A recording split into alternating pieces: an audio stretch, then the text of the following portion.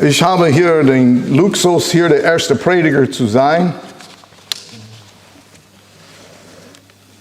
Ich freue mich, die Möglichkeit zu haben, hier zu kommen. Und einer der besten Jahre in meinem Missionsleben war hier das Jahr, dass Dr. Ruckman gekommen ist und Bruder Nico ihm reingebracht hat. Und dann habe ich nicht nur Dr. Ruckman hören dürfen, aber auch einen guten Freund kennenlernen, und Bruder Nico. Und ich freue mich dafür.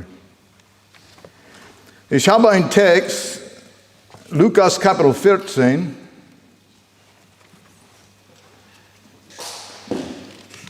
Lukas Kapitel 14. Wenn ich das lese, ich erwarte hier Tomaten und hier Eier und alle anderen Sachen meinen Weg, Steine sogar kommen lassen, aber lass sie kommen. Das ist, was der Herr mir vorbereitet hat. Lukas Kapitel 14, Vers 25.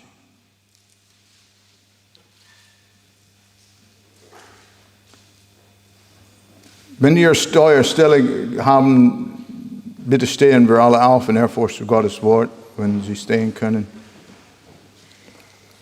Es ging aber viel Volks mit ihm, und er wandte sich und sprach zu ihnen: So jemand zu mir kommt und hasset nicht seinen Vater, Mutter,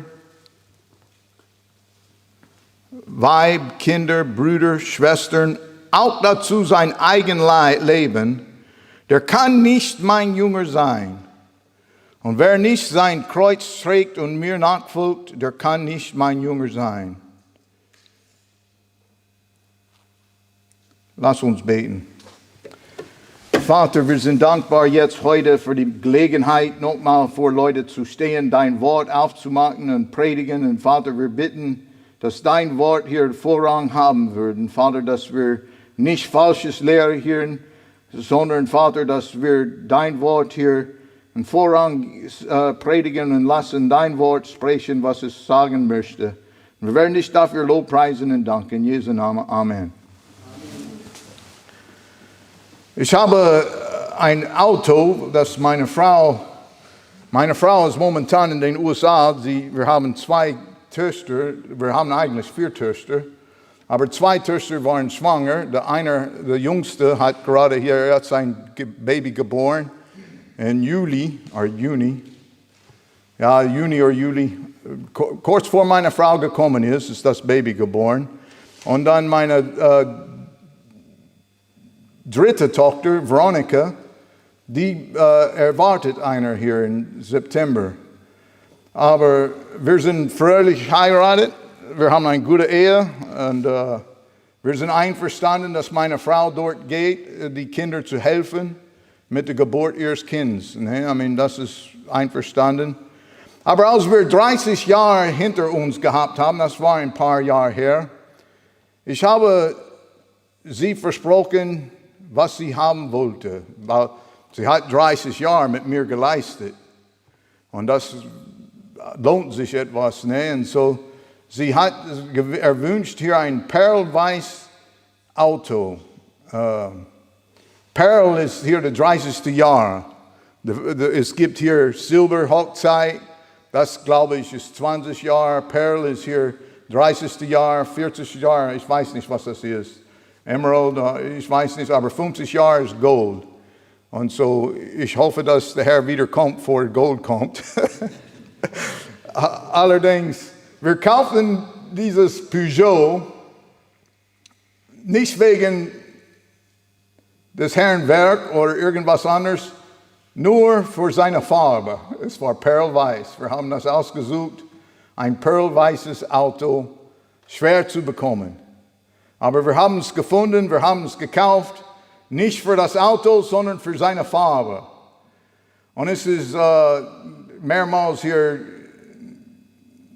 nicht hier gefahren, wie wir möchten.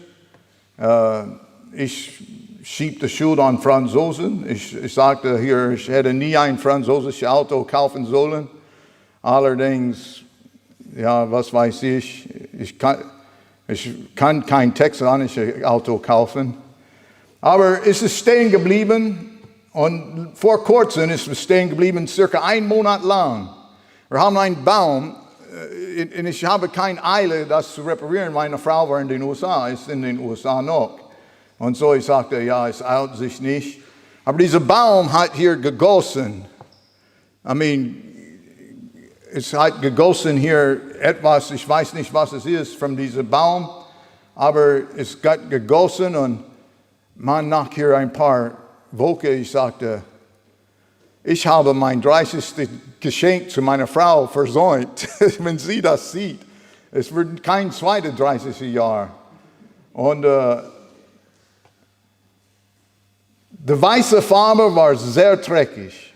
Es war nichts von Liebe zu sehen in diesem Auto. Es sah, als ob es nie wieder gefahren werden könnte. Es sah schrecklich aus. Es war dreckig. Aber weißt du was? Wir haben einen Freund, der ist ein Mechaniker. Der kam, machte ein Wunder, hat es repariert. Und dann erlebte noch ein Wunder, was eine Waschanlage tun kann. Du kannst es anschauen, das ist ein schönes Weiß, ein perlweißes Auto. Man sagt, was hat das zu tun mit Predigen? Was hat das zu tun mit Familie?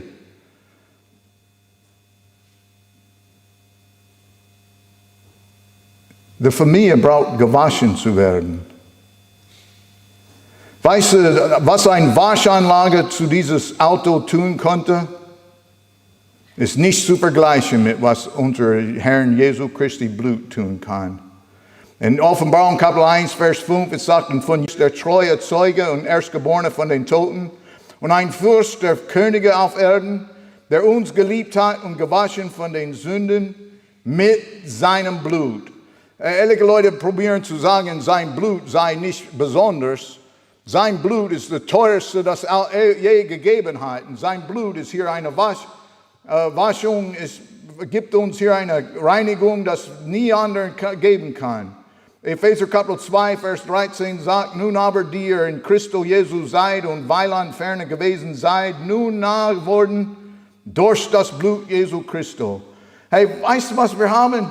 Wir haben die Möglichkeit, nah an den Herrn Jesu Christi zu kommen, wegen sein Blut, sein teures Blut. In Jesaja Kapitel 1, Vers 18, sagt, so kommt dann und lasst uns miteinander rechten, spricht der Herr. Wenn eure Sünde gleich blutrot ist, soll sie doch schneeweiß werden. Und wenn sie gleich ist wie Rosenfarbe, soll sie doch wie Wolle werden. Na, was hat das mit meinem Text zu tun? Alles. Der Herr Jesu Christi hat sein teures Blut gegossen, um uns zu kaufen.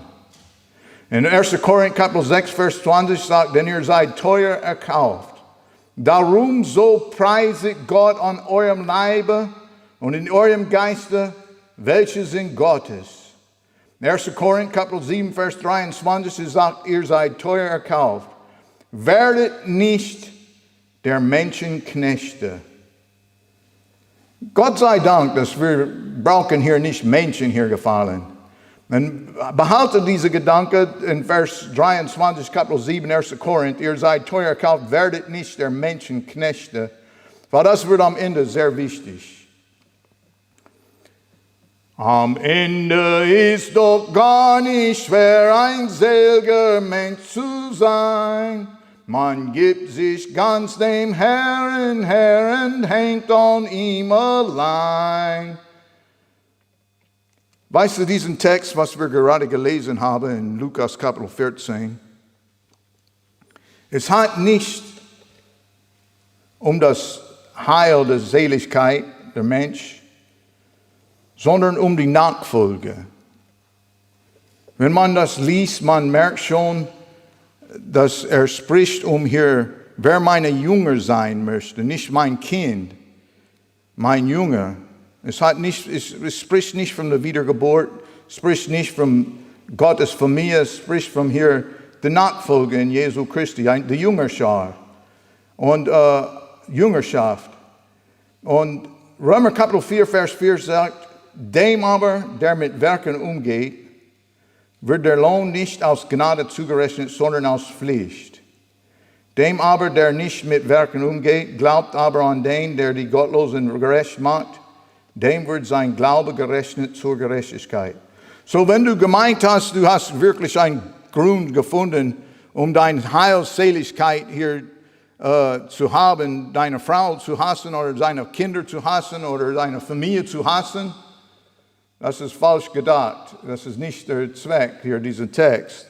Dieser Text ist hier zu sprechen von hier, was kommt nach der Wiedergeburt. Ich habe hier vor kurzem einen Prediger gehört, ein junger Prediger.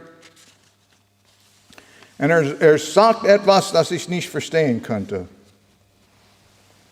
Macht eure Kinder heilig. No, geistlich. Macht ihre Kinder geistlich, damit sie dem Herrn treu bleiben. Wenn das in meiner Macht wäre, ich wünschte, dieses Schlüssel auch zu finden. Mach deine Kinder geistlich. Hat jemand hier die Erfahrung, dass sie gelernt haben, ihre Kinder geistlich zu machen? Ich weiß, wie man hier die geistlich aussehen können, aber es ist nicht unsere Aufgabe, die geistlich zu machen. Es ist unsere Aufgabe, sie zu erziehen. Allerdings, warum hat Gott in diesem Text uns gefordert zu hassen? Habt ihr mal überlegt, was der Herr sagt in diesem Text? So jemand zu mir kommt und hasst nicht seinen Vater. Das ist nicht hier eine Lehrerzieh hier Vers da. Die meisten Leute sollen sich aufregen, wenn sie lesen sowas und hören. Weißt du, was die meisten Leute tun? Sie denken nicht, wenn sie die Bibel lesen. Sie kauen und schlucken das runter, aber sie finden keinen Geschmack. Sie finden nichts, was drin ist. Sie merken, ich kenne einen, der kann Soup essen und meine Frau hat Soup gemacht und sie hat eine Wurzel nicht gehabt, so sie hat das mit einer anderen Wurzel gemacht und der schmeckte das und er sagte, es fehlt. Und er hat genau gewusst, was gefehlt hat. Die Wurzel, das gefehlt hat. Weißt du, das ist wie die meisten Leute ihre Bibel lesen. Na, nicht wie der wusste, was innen war. Er wusste, wie es gewürzt worden war. Er wusste, was jeder Geschmack, wo es hergekommen ist. Na, ich sage nicht, aber das Wort Gottes ist unsere Speise. Es ist unsere Speise. Einer einst hier gesagt hat, ja, mir ist egal, just slap it on the Tisch und ich esse es. Ist mir nicht egal, ich möchte meine Speise schmeckhaft haben. Ich möchte, dass es schmeckt mir. So, wenn man liest die Bibel und sieht diese Stelle, so jemand zu mir kommt und hasst nicht seinen Vater, Mutter, Weib, Kinder, Brüder, Schwestern, auch dazu sein eigen Leben, der kann nicht mein Jünger sein. Man soll sich Mühe geben, auszufinden, was gemeint ist. Und ich glaube, ich hoffe, dass der Herr mir nutzt, ein bisschen Licht auf diese Stelle zu werfen. Na, erstens, es gibt unsere fleischliche Natur. In Römer Kapitel 7, Vers 14, ist eine bekannte Stelle, denn wir wissen, dass das Gesetz geistlich ist. Ich aber bin fleischlich unter die Sünde verkauft. Können wir sagen, das stimmt? Wir wissen, dass das Gesetz geistlich ist. Ich aber bin fleischlich unter die Sünde verkauft. Weißt du, was das Gesetz nicht tun kann? Es kann uns nicht retten. Es führt uns zu der Rettung. In 1. Korinther Kapitel 3, Vers 3, er sagt, for ye are yet carnal. Oh, ich habe das auf Englisch geschrieben. Lass uns 1. Korinther Kapitel 3, Vers 3 lesen.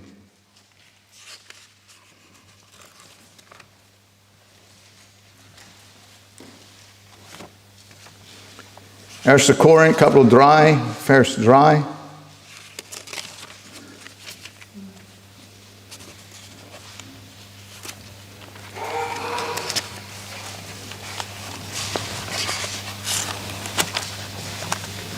Dieweil ihr noch fleischlich seid, denn sind mal Eifer und Zank und Zwietracht unter euch sind.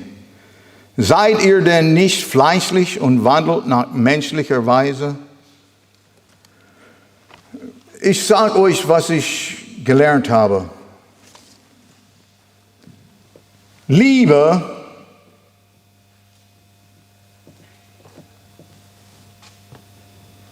ist eine wichtige Sache.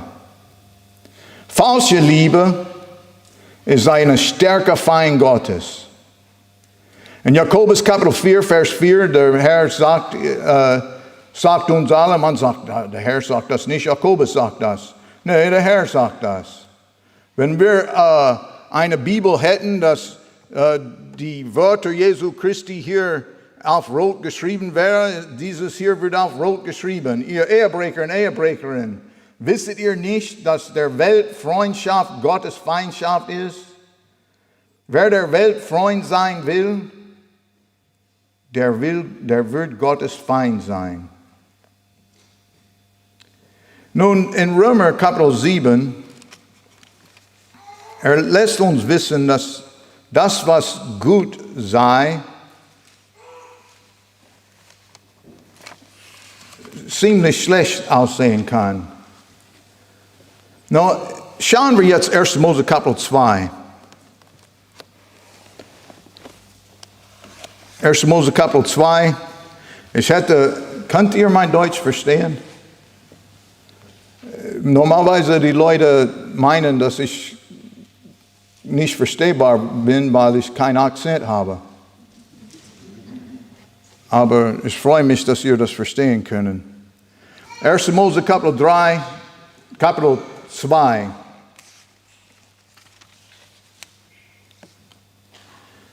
Weißt du, was Gott getan hat? Da gibt es einen Grund, dass ich hier ein Auto gekauft habe wegen seiner Farbe. Der Herr hat mir gegeben, das, was gut ist. Ein Mann, der eine Ehefrau findet was Gutes. Und Gott, der Herr, sprach, es ist nicht gut, dass der Mensch allein sei. Ich will ihm ein Gehilfen machen, die um ihn sei. Was für ein herrlicher Tag das war, als Adam weckte auf und da stand vor ihm seine Gehilfen. Die waren die schönste Frau in der Welt. Die schönste Frau, die gegeben hat. Das ist, wie wir unsere Frauen sehen sollen, die schönste Frau. Hey, wenn man sagt, man soll die Frau hassen, es heißt nicht, dass wir sollen sie sehen, als ob sie nicht liebbar ist. Es meint nicht, dass wir sollen nicht dankbar sein, dass der Herr sie uns gegeben hat, sondern was wir sehen schon, merken, von wem sie gekommen ist. Ich will ihm ein Gehilfen machen, die um ihn sei. Na, schauen wir jetzt Kapitel 1, 1. Mose Kapitel 1, Vers 28.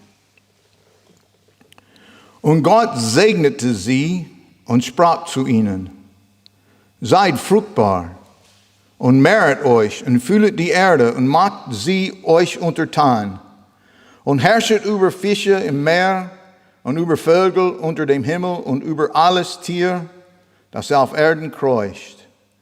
Weißt du, was der Herr getan hat? Er schuf sie Männlein und Fraulein. Er segnete sie und sprach zu ihnen, seid fruchtbar und mehret euch und füllet die Erde.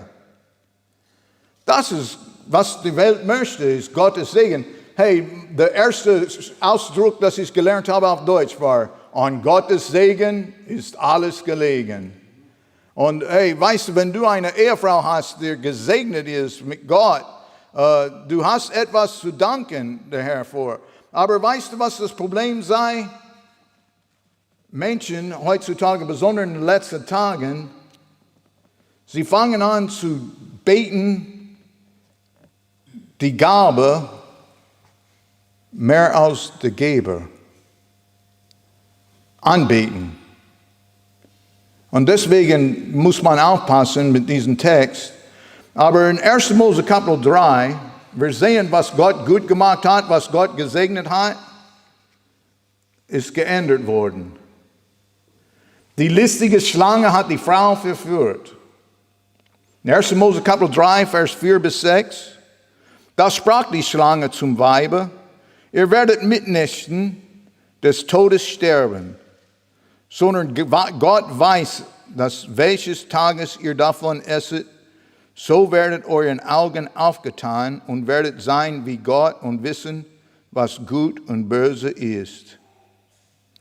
Und das Weib schaute an, dass von dem Baum gut zu essen wäre und lieblich anzusehen, dass es ein lustiger Baum wäre, weil er klug machte und nahm von der Frucht und aß und gab ihren Mann auch davon und er aß.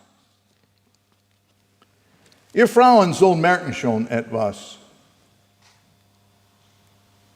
Die Schlange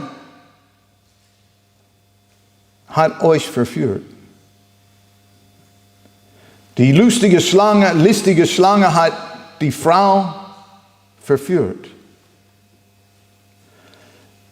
Das ist eine große Sache zu merken schon. Die nächste Sache zu merken schon ist die Männer, wie wir reagiert haben, oder wie der Vater von uns reagiert hat. Der Mann gehorchte seiner Frau im Prinzip. Sie gab ihm die Frucht und er nahm es und aß. Und die Bibel sagt in 1. Mose Kapitel 3, dass er die Frau gehorcht hat. Na, das sind zwei Sachen. Erstens, ihr Frauen. Ihr sollt aufpassen, wie ihr Männer anspricht. Ihr sollt aufpassen, wie ihr Männer benimmt.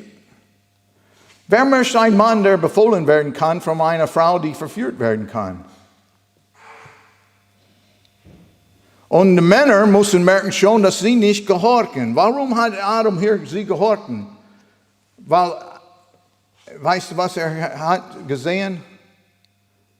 Eine goldene Kuh. Er meinte, dass sie konnte ihm geben, was Gott nicht geben könnte. Gott hätte ihm eine bessere Frau machen können. Aber der sagte, sie ist alles, was ich habe. Mein Herz liebt sie. Ich will sie haben.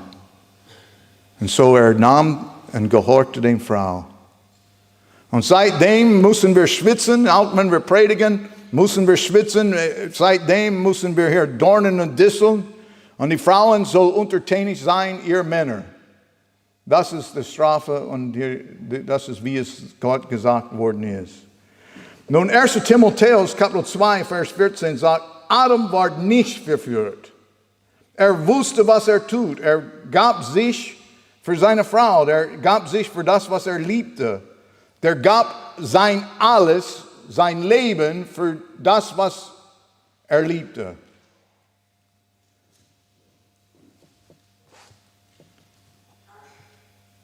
Nun, wahre Liebe wird Gott untertänig.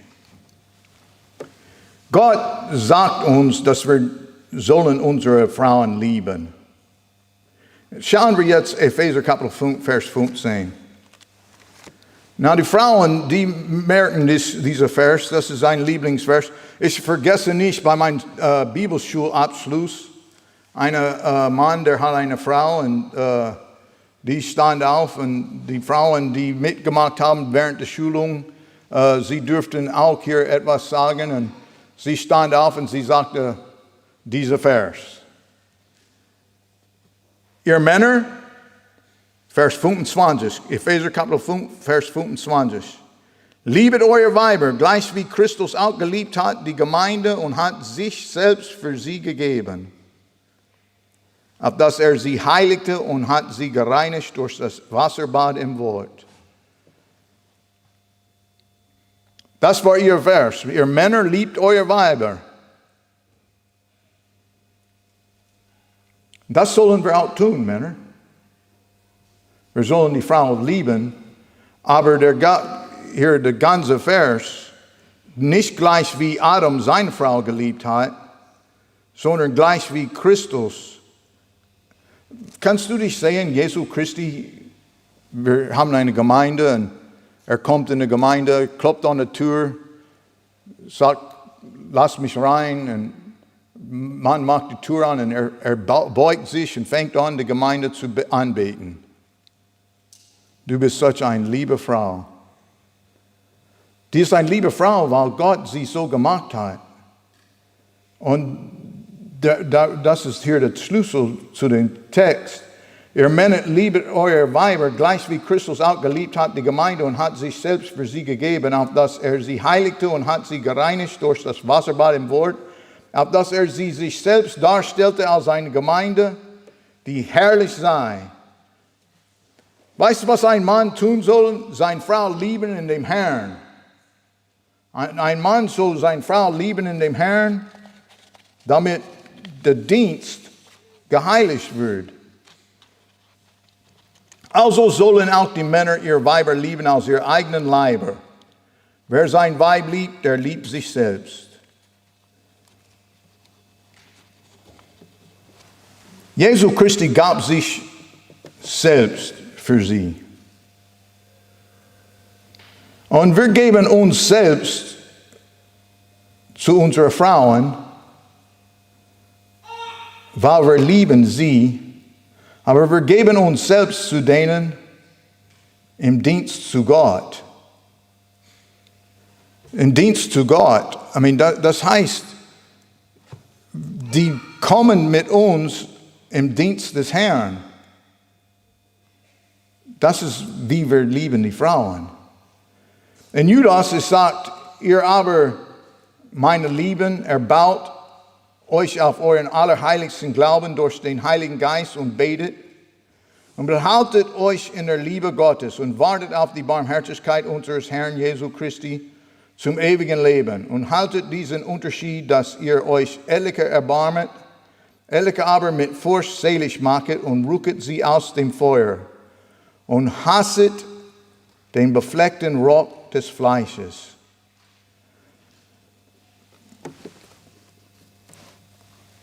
Ich habe es gesehen, junge Männer, die möchten dem Herrn dienen, die haben etwas dem Herrn anzubieten. Ihr Leib ist gekauft, ist teuer gekauft. Der Herr hat sein teures Blut gegeben. Der Herr hat mich gekauft, der Herr hat meine Frau gekauft, er hat uns gekauft mit sein teures Blut. Es gebührt mir die Ehre, und es ist mein vernünftiger Gottesdienst, ihm mich vorzustellen, ein heiliges, wohlgefälliges Opfer zu ihm.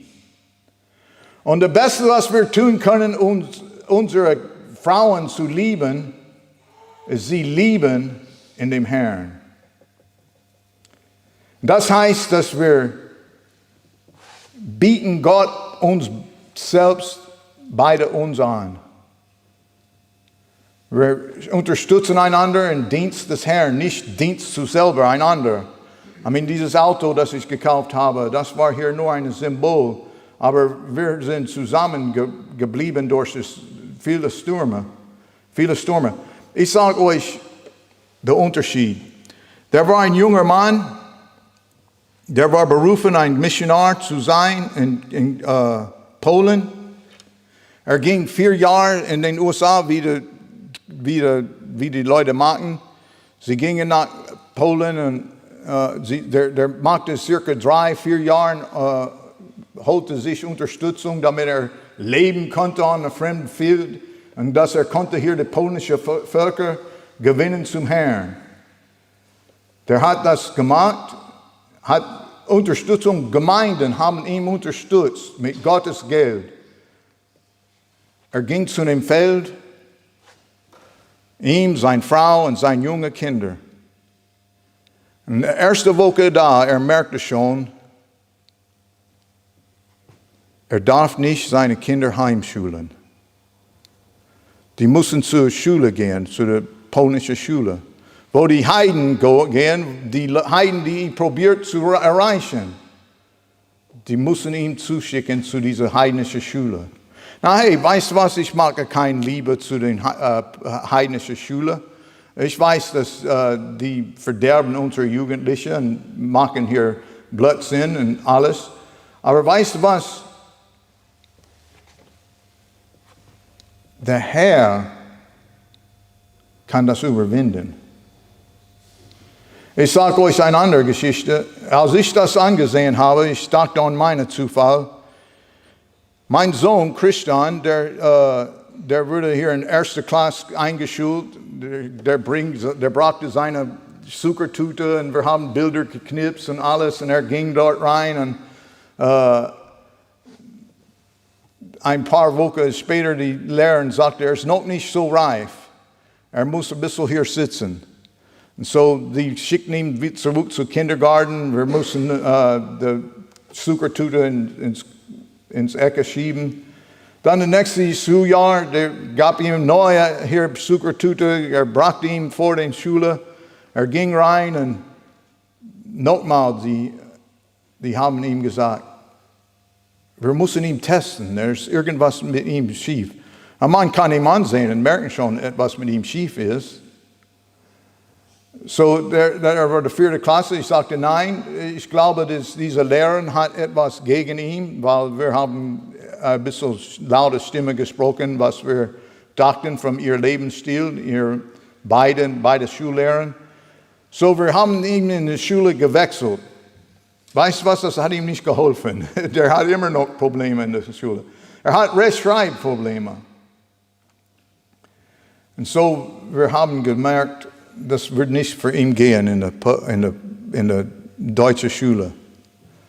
So, was wir getan haben, wir haben ihn ausgezogen von dem Schulsystem. Meine Frau, die hat dem Herrn geweiht und sagte, Herr, lass uns helfen, ihn zu ausbilden, damit er kann hier wieder einpassen in Society und damit er benutzt werden kann für den Herrn. Es war nicht, damit er Ingenieur sein kann, Arzt sein können oder hier etwas Gewinn machen können, damit er sein Leben geben kann für den Herrn. Sie hat ihn heimgeschult, bis hier er fing an zu denken, was wird seine Zukunft sein ohne Ausbildung. Ohne Schulausbildung in Deutschland hast du keine Gelegenheit, hier eine Arbeitsausbildung zu bekommen. So er sagte uns, ich brauche wieder in die Schule.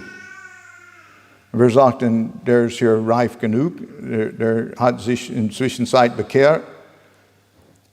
So wir beteten und ich sagte, bevor du wieder in das Schulsystem kommen kannst, du musst zu den Sonderschule gehen. Na, die haben ihn getestet und geprüft und ausgefunden, er ist nicht ein Rocket-Wissenschaftler, der hat 120 IQ. Und das weiß ich nicht, ob das gut ist oder böse ist. Die sagen, das ist über den Durchschnitt. So, wir dachten, ihm in der Sonderschule, das würde ihn verletzen. Wir brachten das ernsthaft vor dem Herrn und wir sagten, Herr, wenn es zu deiner Ehre sein kann, dass du das nutzen kannst und wir schickten ihm ein Jahr zu dieser, die Lehrer, allen haben hier gesprochen, Positives von ihm. Das erste Mal, dass ein Schullehrer von Christian gesprochen hat, war von der Sonderschule. Und dann ist er durchgekommen mit höheren hier Marken. Und dann ist er hier zu der nächsten Schule, Realschule Abschluss gekriegt. Na, das hat er getan durch die Hand Gottes. Ich lobe den Herrn, nicht ihm. Aber ich sage euch, der Herr ist würdig zu etwas riskieren. Ich weiß nicht, ob der Punkt durchgekommen ist. Ich habe das, als ich diese Botschaft vorbereitet habe, ich sagte, das ist der erste Nacht der Bibelkonferenz. Die Familie Und was ich gelernt habe, ist, etliche Leute, sie lieben ihre Familie mehr als Gott. Und sie wollen nicht opfern für ihre Familie. Und ich dachte an diese Sache und ich dachte, ich lese hier ein Buch über Zitierung über die Familie. Und ich weiß nicht, ob ihr bekannt seid, Admiral Richard Byrd. Der war hier ein Wissenschaftler, der hier 5 Monate allein lebte in einer Hütte, die unter einer polaren Eiskappe begraben war. Und der war angegriffen von hier Kohlenmonoxid-Gift, von hier die einzige Heizung, das ihn am Leben gehalten hat. Und er fing an zu schreiben, seine Gedanken in diesem Zustand, kurz vor dem Tod stand. Und er schrieb, was ihm für wichtig hielt. Na, ich weiß nicht, ob das seine letzten Gedanken waren oder ob er das einzige war, aber hier ist, was er sagte: Für einen Mann sind nur 2 Dinge wichtig. Hier ist, was dieser Mann hielt für wichtig, kurz vor dem Tod. Die Zuneigung und sein Verständnis seiner Familie. Die Zuneigung, the affection, and the understanding of his family. Ich sehe ein Problem damit. Gott ist nirgendwo zu finden. Man wird denken, Gott ist wichtiger als hier die Zuneigung und Verständnis seiner Familie. In 1. Mose Kapitel 22,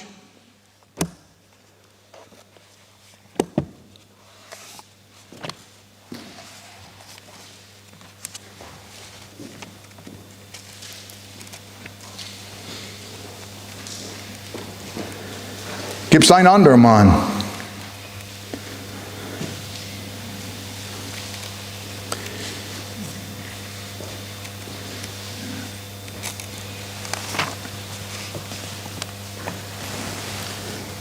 In 1. Mose Kapitel 22, ich lese Vers 1 bis 3.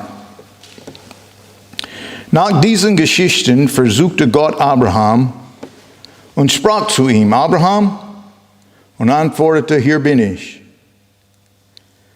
Und er sprach: Nimm Isaak, deinen einigen Sohn, den du lieb hast, und gehe hin in das Land Moria und opfere ihn daselbst zum Brandopfer auf einem Berge, den ich dir sagen werde. Da stund Abraham des Morgens früh auf, gürtete seinen Esel und nahm mit sich 2 Knaben und seinen Sohn Isaak und spaltete Holz zum Brandopfer, machte sich auf und ging hin an den Ort, davon ihm Gott gesagt hatte. Na, ich habe keinen Zweifel, dass Abraham seinen Sohn liebte. Er wartete über 100 Jahre dafür. Ich zweifle nicht, dass er seinen Sohn geliebt hat. Aber ich zweifle auch nicht, wem er am meisten geliebt hat. Weil seine Anbetung war zu Gott. Weißt du, was Abraham schrieb in Vers 14? Abraham hieß die Stätte, der Herr sieht.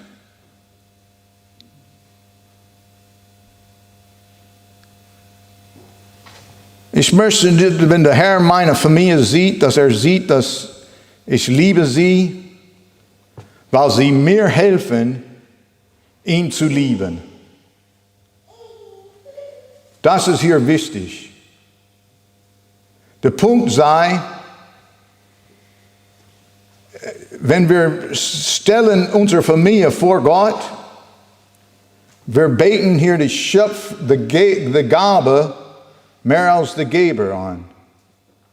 Der Geber kann noch mehr Kinder geben. Wenn man liest von Lot, der hat doppelt bekommen. Und während dieser hier Familie Bibelkonferenz, ich weiß, dass heutzutage fehlt hier gute Familie mit Liebe Gottes. Und Liebe ist hier eine wichtige Sache. Wir sollen unsere Kinder lieben. Wir sollen die lieben. Und wir lieben denen in der ersten Stelle, wenn wir Gott zuerst lieben. Und wir bauen sie auf, damit sie können Gott dienen, mehr als uns. Viele Leute, sie haben ihre Familie lieb, weil das ist meine Familie. Siehst du, wie ordentlich sie sind? Siehst du, wie geistlich sie sind? Siehst du, wie eifrig sie sind vor dem Herrn? Ich sage nicht, jeder tut das, aber das ist eine falsche Anbetung. Und ich glaube, der Text, das ich heute aufgemacht habe, in Lukas Kapitel 14,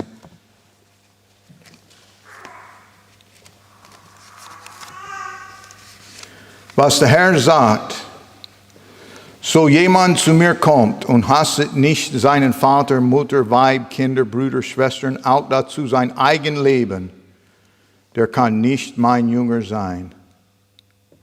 Wir müssen bauen eine Familie in richtiger Ordnung zu Gott. Und das ist hier die Schlüssel, hier ein schönes Klavier zu spielen. Vater, ich danke dir heute für den Zuhörer. Und Vater, dass ich weiß, dass es nicht drüber gekommen ist.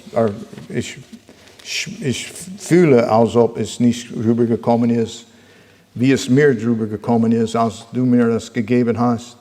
Aber Vater, von meinem Herzen, ich hoffe, dass es klar wird, was gemeint ist heute Abend mit liebender Familie und lieben du zuerst. Und Vater, ich würde nicht rühmen etwas, das ich getan habe.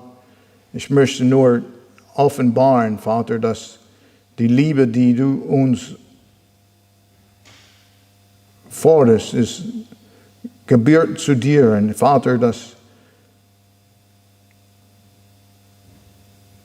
wir sollen uns alle weihen zu dir, wie Abraham hat. Merken schon, Vater, dass du es siehst.